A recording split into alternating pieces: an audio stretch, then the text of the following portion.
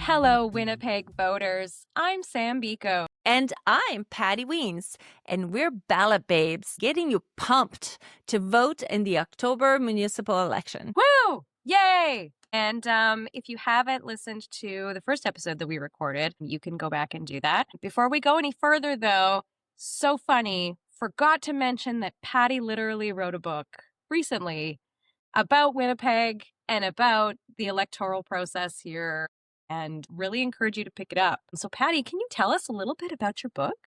Sure. So last week we were talking about how I became radicalized or how I became interested in politics. And I talked about how I didn't want to pay for parking and I started riding my bike. But the real change happened when I started riding my bike in winter. And I started wondering why I had to add 4 kilometers to my commute just to feel safe. And I started really trying to understand how politics work. My life really changed. It turned upside down, and I ended up writing a book about it. It's called That'll Never Work Here, Challenging the Myths Around Biking in a Winter City. There it is. You read it, Sam? It flew in and then it Did flew it? away. Did it? There you go. Okay. There you go. It Look is. at that cover. Look at that cover, published by Great Plains Publications, which is located here in Winnipeg. So it's like a totally wonderful, and it's part of a larger series of projects that are called the City Project that they're putting out these books. And yeah, it was so great. I read it in a night, and I was reading it at dinner and reading it out loud to my husband. And I was like, see, this is what I mean.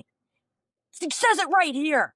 She says it really clearly. And I just loved your candor about just your history, your origins, the living in the city, how just like riding a bike can politically radicalize you in a way that you never would have expected. It's a great little book, and you should be really, really pleased with yourself for writing it because it's great.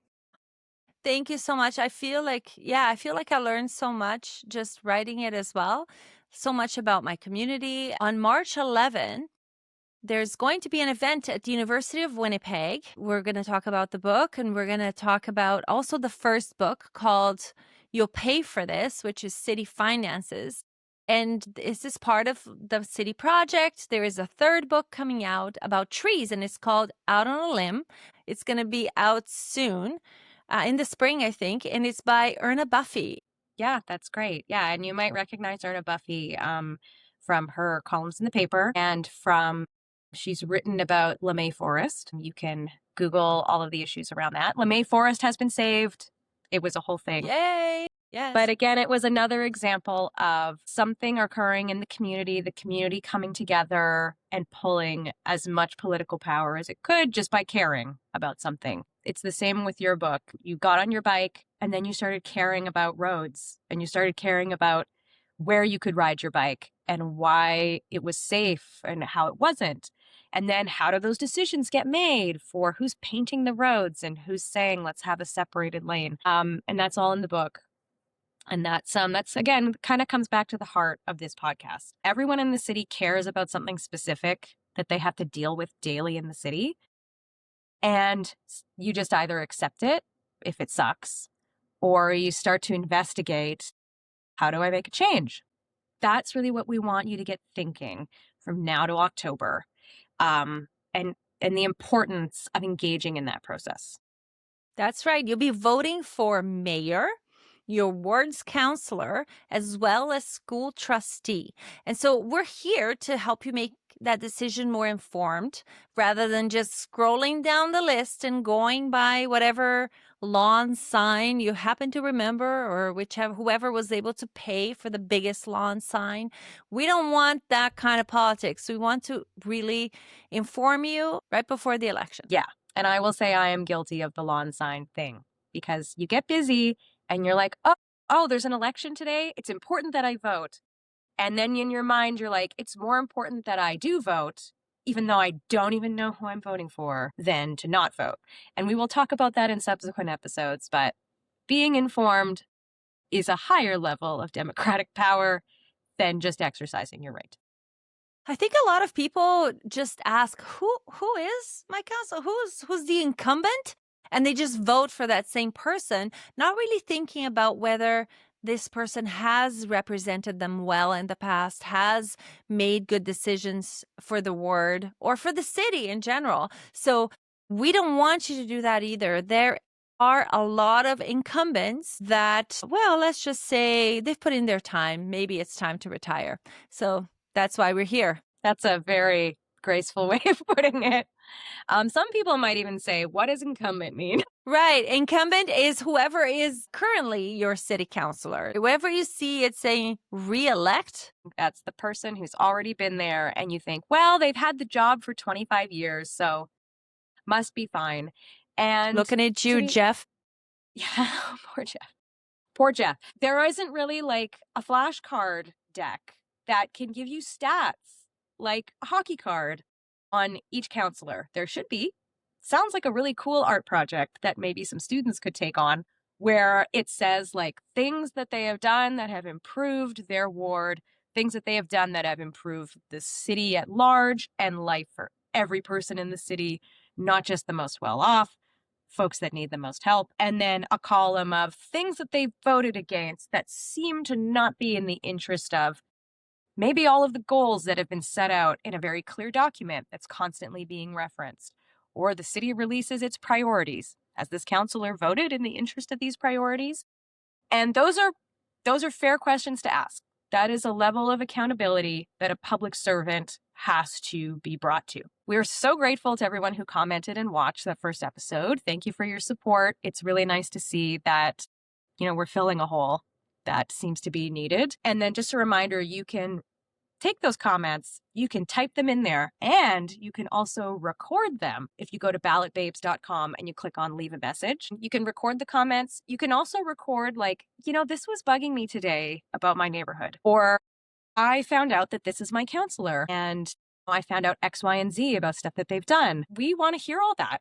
We want to hear your little mini rants. And we would love to play them, and we would love to share them with the wider community, because when you first start talking about it, it starts to become real. When you start talking about it, your brain starts going, but how do we fix that? And so if that could be your first step, ballotbabes.com, leave us a message. We hope you did your homework from the last episode. Did you find out what ward you're in and who your counselor is? If you haven't, there's still time. Tell us about your counselor in the comments below, and tell me if you feel like they've done anything for your ward over the last 4 years. Great. So we're going to dive in. It actually, since that episode, it's been a busy week at City Hall. You may not think it, but it is always a busy week at City Hall, no matter what is important to you in the city. So what's currently happening there, Patty? We've had a few things happen. We've had a council meeting where funds were cut. We have the ongoing Keniston expansion. We have transit changes coming up. We have housing in the exchange and making use of historic but empty buildings. And we have property tax and home assessments going up. Yes, and these are things that maybe you've seen in the news, and there seems to be a ramping up of City Hall coverage. Mostly, it is an election year. So media and community is going to just be a little bit more laser focused, which is nice. But coming hot off the presses, literally this March 4th, it's the Standing Policy Committee meeting on Public Works. And we're going to talk about what the Standing Policy Committee on Public Works is, who's on it, and how they make decisions, and why this meeting is important. The Standing Policy Committee meeting on Public Works is probably one that you really want to pay attention, because it really affects the infrastructure of your community, your everyday, your snow shoveling, your potholes, your bike lanes, road safety. All of that is in this committee, happens in this committee. And we're going to call it Public Works for short, but just so you know, it's the SPCPW, the Standing Policy Committee on Public Works. And it's a committee of City Council responsible for matters relating to streets, sidewalks, bridges, traffic signals, waste management, and environmental issues. The key responsibilities are: the committee oversees services such as roadway construction and maintenance, snow removal and ice control, traffic management, pedestrian safety initiatives, such as the implementation of the leading pedestrian interval signals at downtown intersections, which are now going to be rolling out to the rest of the city.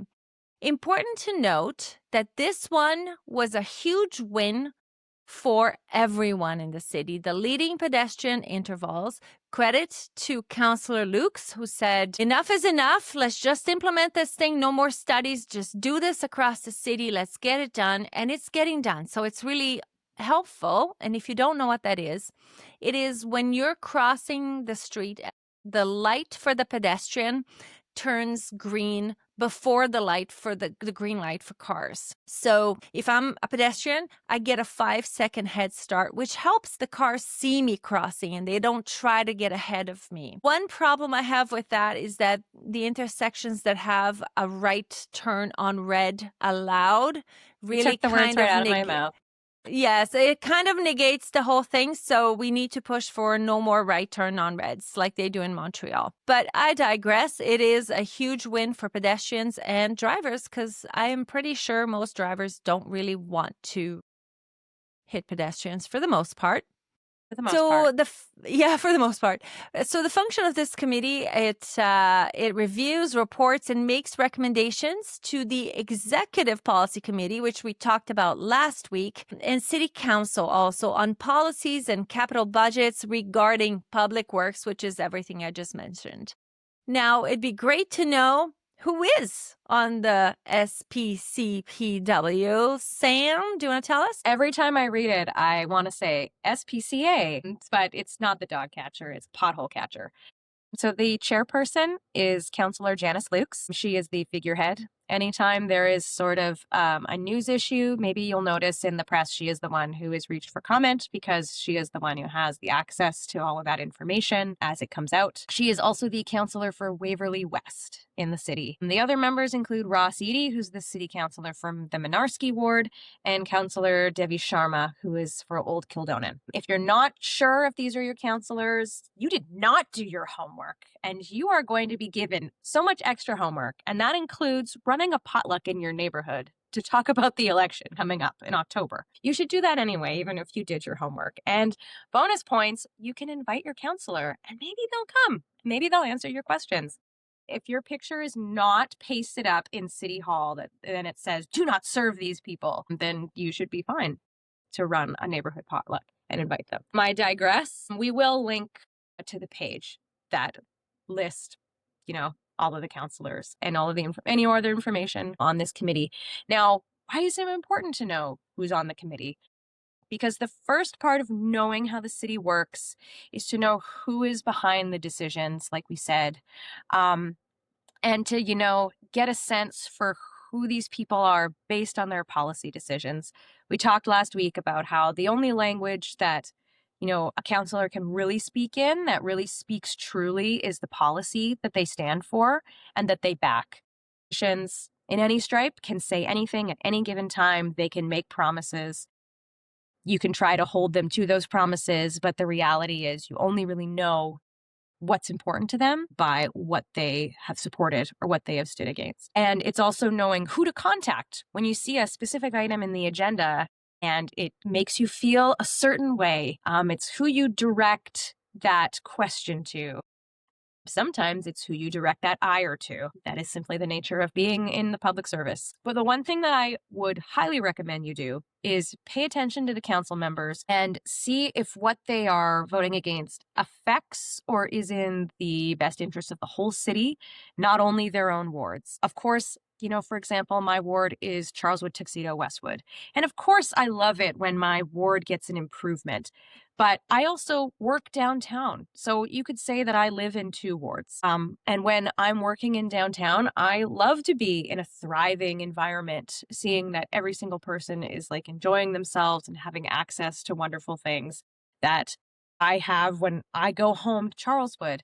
And if there is a huge difference between those two, I kind of have to think, is this person really just trying to make their backyard better, or are they trying to make everyone's backyards better? So let's pay attention to that. Sam, actually, interesting you should bring that up because last year when there was a lot of talk about lowering speeds on a certain part of the city, there was this one counselor that kept saying, well, it's not fair for you to get that in your ward when I don't have it in mine. And she said that quite a few times, and it kind of made me really angry because nothing makes me angrier than someone saying, I can't support this in your ward because I want that in mine. What is going on? What is that called? That's actually a very old term. It's called pork barreling, or sometimes it's shortened to just pork. It's applied to any politician who just wants to improve their district, and they do so like very, maybe sometimes blatantly, maybe maybe more subtly. And it isn't fair, especially when everyone on that ward, everyone on a council is supposed to represent the interests of their ward. But there is also, a measure of fair and just thought, in the same way that I can like things being good in Charleswood, but I would really like them to be good in the downtown core, because I'm from a time when I recall that I spent tons of time downtown because it was a wonderful place to be, and things sure are different now, aren't they? And and that's a whole like 15 episode series. But, it is really interesting that that counselor said that, because if they, really felt that way, then they would say, well, then every ward should have it. And that seems like a no-brainer. But there is a lot of give and take in politics, isn't there? See, and that's the thing that really bothers me. And the reason I will not be a politician, this idea of having to make compromises, it almost feels like you may have really good intentions, and yet someone pulls you into their office and says, remember this thing you really want for your ward? You're going to have to change your vote or else. And I'm not saying that that happens, but it makes you think that it does, because it's just really strange to see someone change their mind so quickly or have such a strong opinion that makes absolutely no sense. We all know that it's disingenuous. We're all grown-ups. Even kids know what is fair, what are the differences between one person getting something and one person getting nothing, and they question that. And we get busy and our lives get, crazy. And then we just accept that as the status quo, the way things are. And, you want to get into politics, you have to play the game. And I'm not really interested in playing the game. I'm interested in a lot of values and ethics which don't really translate to the system. So when we talk about existing in this democratic fabric of municipal voting, there are people in it, there are individuals, and there is a system. And if we can exact pressure on the system by exacting it on the people who are representative of the system, and change can happen. But when you have elected officials who make promises that they never intended to keep, and, they really get their community's hopes up, and then at the very end, they're influenced to change their minds, you're never going to know the truth. You're just going to be left questioning and in grief. I would say that it's been really exciting to engage in civic politics and to go and delegate at City Hall. And I always get my hopes up. I always get very hopeful that if I say the right thing and the right words in the right order, something will happen and change will happen. And in the end, it's like you said, it's getting taken aside in an office, and that's where the decisions are being made. Yeah, the only way to change that is, I guess, to change the name on the office. You got that right. And that's the reason we're here today. On Wednesday, March 4, there are a couple of big items coming up for this Public Works meeting. And that's why we're doing this episode today. Item number 1 is the Wellington Crescent bike lanes. So we're going to talk a little bit about the history of this particular item. So there is a history of Wellington Crescent being the missing link in the bicycle network. So between downtown and various areas of the city, there is about 1.3 kilometers of Wellington Crescent that is super fast. It's like a highway. There are 4 lanes between the bridge, Maryland Bridge or Academy, and River. And it's 1.3 kilometers, but it's 4 lanes, and it kind of winds, and it really is not conducive to safe driving. So there has been a lot of advocacy for the past 15 to 20 years to change the speed, to put a bike lane in, to change the design so it's not so fast, but there hasn't been any movement. I'm sorry, Patty. Did you say 15 to 20 years? Yeah. 15 to 20 Wow. years. Yeah. I think that the original group that started advocating for that was Osborne or Osborne Business, something around there. Yeah, it's been a long time that people have been asking for the change there. But nothing. Comes late spring, June 2024, a man is killed on his way to work at 7 a.m. by a driver who was going 159 kilometers an hour on a 50 zone because, hey, it looked like fun and it felt like fun and it's a wide road, so why not? And he lost control. He was 19 years old. He is 19 years old, or was at the time. Lost control, hit Rob Jenner, and killed him on impact. The community came together. We put a lot of pressure on city councilors and the mayor, and Councillor Sherry Rollins put a motion to add bike lanes to Wellington Crescent. And until the bike lanes were put in to reduce the speed to 30 kilometers an hour, the motion didn't go through, except for the part where I think that the 30 got rejected, and then they agreed to put temporary bike lanes in the following year. The following year came, it got pushed to the next year, which would be now. And then all of a sudden, this week, there was another pivot. And if you want the play-by-play, I put the play-by-play in my book. I don't know if you remember, Sam, but it was excruciating details of Yes. all of all the back and forth. It's been a lot. And even in between that, we started out with a tone of sympathy from council. And then we have voting against changing the speed limit, which doesn't really bode sympathy. Then we have what's sometimes called kicking the can down the road and hoping that it'll be resolved, in someone else's time. There was a 270-day delay in doing anything because the city wanted to get feedback from, first, it sounded like fronting property owners, landlords, people whose buildings would be affected, not necessarily feedback from people who lived in the neighborhood. Yeah. The residents, the people who had to walk, on this stretch.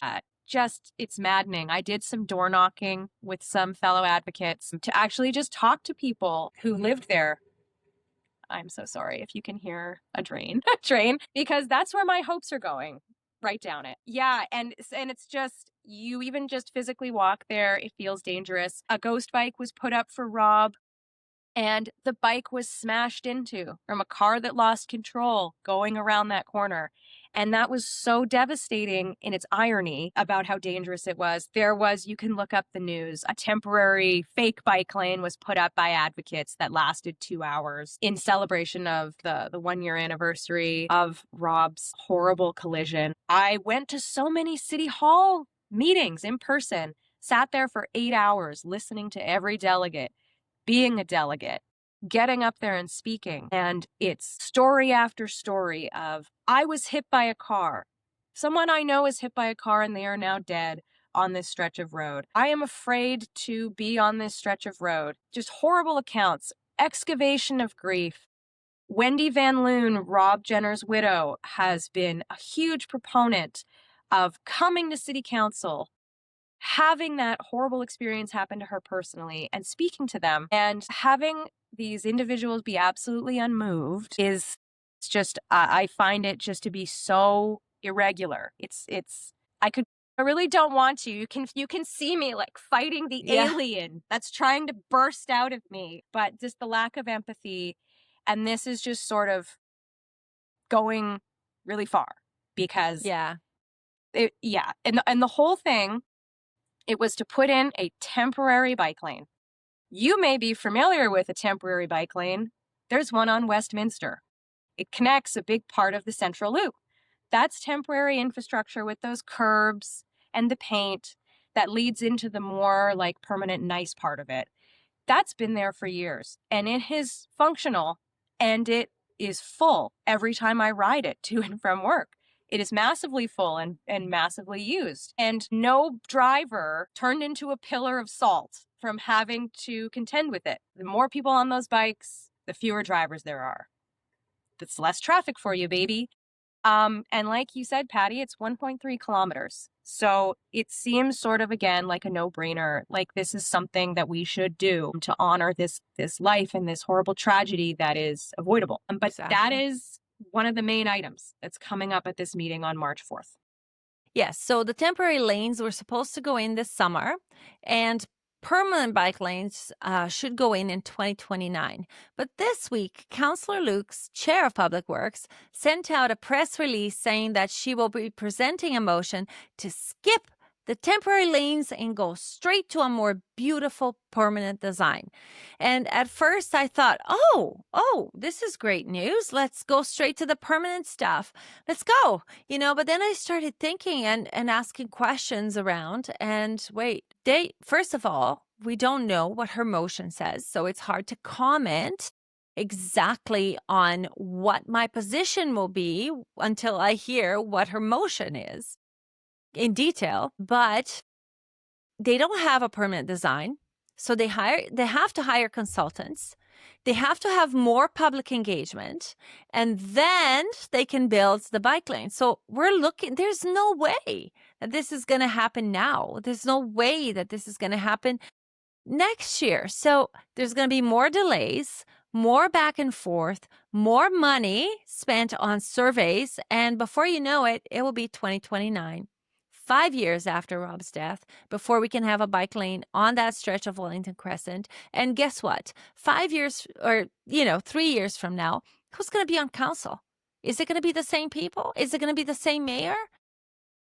Can we trust that this is going to happen? I don't think so. That's part of the problem. So we want to speak on this matter. This is why we're having this quick, urgent episode, because we need you to sign up to speak, to send your opinions about this. And we made it really easy. Friends of ours put a website up. We're going to have a link below. You can speak, or you can just submit a document. They even provided a template that you can start from so that you don't have to go from scratch, and make it so that they understand that we do not want this temporary design to be scrapped completely. They have the materials. They're ready to go. They have a design. Put it on the ground, then do the permanent design. This is how we do it. And you will learn lessons from doing a temporary design. You will make adjustments as needed. You already have the materials. Let's start making this stretch safe as soon as possible. And I would like to say for, maybe some people who are listening and saying, well, Patty and Sam aren't engineers and they haven't had a close look at all of this stuff. And how can they really credibly say, oh, wow, they have the materials and they have the design and it seems like a good idea? Well, dear listener, a report was submitted to Public Works from the city itself that said, yes, this is so viable and feasible, and it should go in. And delaying 270 days in order to get public opinion on a pilot is actually against how we usually do it and is very irregular. And even despite that, despite their own internal consultants saying, you can just do this right now, council voted not to. So it's not just us. We couldn't put a tinfoil hat on this because I don't want to flatten it. So this is not a half-baked commie pinko conspiracy. This is facts. It is feelings, but it is also it really feels very obvious, and it is sort of an obfuscation. It seems like something else is going on that we aren't privy to, probably won't ever be privy to, because like Patty said, I don't want to be in that circle. And you do have to hold your counselors accountable. So this is your chance to do that. You can, like Patty said, you can also submit your comments in writing. If you go in person, you're going down to City Hall, you get 5 minutes to speak from personal experience. Talk about what part of the city you're from. That does matter. Even just saying I'm not even from the part of the city where this infrastructure could go in and I really support it is important as well. Yes. And also, if you don't know what to say, if you don't want to say anything too elaborate, you can say, my name is so-and-so. I recommend that we put a temporary design in and do not delay this any further. And you can just say that and sit down. The importance is in the numbers. That is one of the things that we'd like from you today, is that you go to the link and you either sign up to speak or just submit. If this is your first time and all you want to do is submit something in writing, that is great. The tricky part is that Councillor Luke's motion is not on the agenda. So we can't really say for or against. But if you write your comments or you show up to speak, that has a lot of weight. And we're going to be there, so we'll see you there. The second item that's up on the agenda is the speed reduction recommendation. And we've been waiting for this report for years. And instead of recommending 30 kilometers an hour, they are recommending 40 kilometers an hour as a blanket for the city, with each neighborhood being able to opt to reduce to 30. And now this is not, I don't know the details, but this is the other item that is coming up. If you know all the details and if you have an opinion, please write that in the comments. Tell us what you think. I have a problem with this because I really was hoping for 30. 40 really doesn't do much. 40 is really just, if it's 50, people go 60, 70. If it's 40, people are going to continue to go 50 and 60. And I don't think it's going to change anything. And some people may say, well, the numbers don't do anything. What you actually need is the change in the design. But we need to start somewhere, and we don't have the money to change the design of streets in this whole city. So we need to start somewhere. If you would like to sign up to speak on that, you can also use the same link and look at the agenda and submit a comment or sign up to speak on that. Yeah. And like Patty said, it's been a 2-year fight to try and get a small stretch of temporary infrastructure, trying to do speed and infrastructure at the same time. It yields very entrenched bias from the civil servants who are analyzing and voting. So it's fine. It's fine one thing at a time, but I am going to be commenting on both issues on this agenda. And excellent. You can also review the agenda, and there are a lot of items on there as well that maybe you do feel a way about. You can learn more about the motions that are being put forward. One thing that I'd like to talk about today as well. Sorry, my little guest keeps asking if she can please come up on my lap. One thing that I like to talk about is that we need to focus on the whole system. We need to, instead of tearing down the person who's putting things forward, we need to start looking at what may be going on behind the scenes. Because this idea to put temporary bike lanes on Wellington until a permanent design was decided came from Councillor Luke's in a meeting that we will link below in November. I actually was just watching it. November of 2024. She said, what if we put some temporary bike lanes in? Just until we can have a design for permanent. And now she's the one saying, never mind, I don't want to do a temporary. It's one of the words she used was that it's not, where she didn't use the exact words, but basically she said it's not going to be very beautiful if it's temporary. So what is happening? What is happening behind the scenes? Is she being told what to say? Is she being told what to do? And we need to, instead of focusing on the small bricks, let's look at the whole building. Let's look at the whole system. What's going on at City Hall, and why is it important for us to pay attention to everyone? And maybe it's time to change the whole game, to clear the deck and put some new people in there. Yeah. So, and maybe it could be you. No, not you, Patty. Sorry. No, and not you, Sam. No. Actually, maybe you. I meant the royal you, like the people that are out there listening. We just want to tell you what to do and talk about you. We don't need to be in there. But democracy is more than just knowing what's going on at City Hall. Democracy is more than voting once every 4 years. Democracy is finding out what your neighbor feels about the neighborhood and what is important to them. Democracy is connecting with your community and building a community. Yeah, I mean, I'm a mom of a 5-year-old, and so I spend a lot of time at parks. I live by the Hart Trail. I use it quite frequently. I go to Fort White a lot. And, if you're standing out waiting with the other parents, I just said standing out waiting with the other parents to pick up your kids, but we all know it's a car line. My school is just different. It's an outside school. But in any opportunity where you're around people in your neighborhood, someone walking their dog near your house, you can chat them up and you can just ask them, like, how do you like living in this neighborhood? And what do you find to be the most challenging thing? And have you ever watched a city council meeting or gone there for any reason?